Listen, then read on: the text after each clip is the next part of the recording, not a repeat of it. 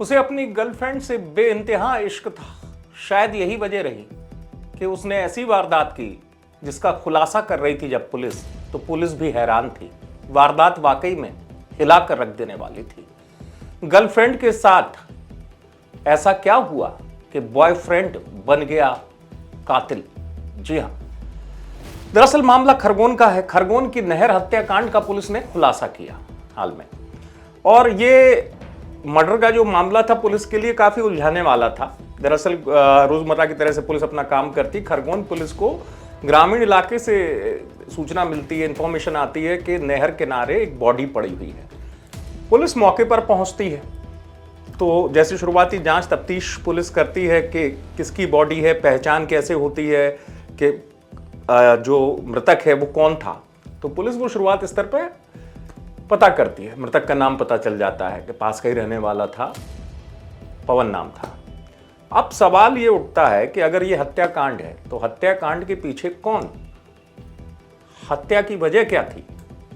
तो इसी तफ्तीश में खरगोन पुलिस लगी हुई थी।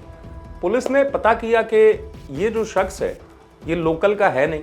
अगर बाहर से आया तो कब आया, और जिस गांव की नहर के पास थी उस गांव के लोगों से पूछताछ की गई कि किसी के यहां रुका था क्या, ये क्या किसी का रिश्तेदार है। तो पुलिस ने जब जांच पड़ताल कर ली तो पुलिस पहुंची कत्ल के सुराग तक। कैसे, सुनिए।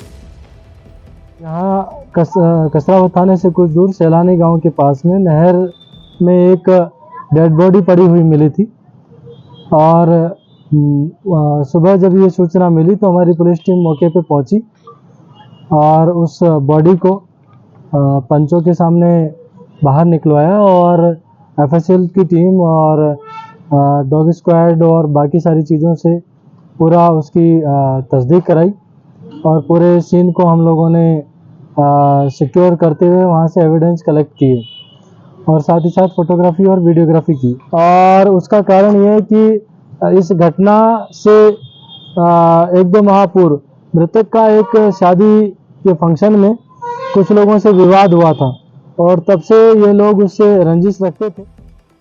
तो पुलिस ने आखिरकार उसको भी पकड़ लिया जिसने ये मर्डर किया था।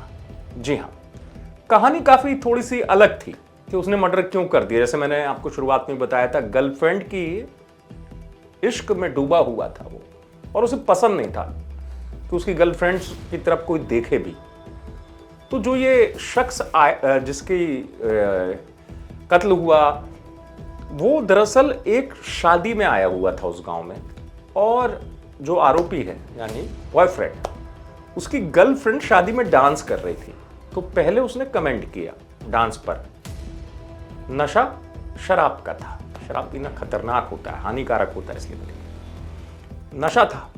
पहले कमेंट किया तो ये जो बॉयफ्रेंड था उसने उसको हटाया वहां से। उसके बाद मामला रफा दफा हो गया। थोड़ी देर बाद पता ये चला कि उसने गर्लफ्रेंड को छेड़ने की कोशिश की। तो उस समय भी चाहता तो बॉयफ्रेंड मारपीट करता, झगड़ा हो जाता, लेकिन ये कुछ अजब सा केस था।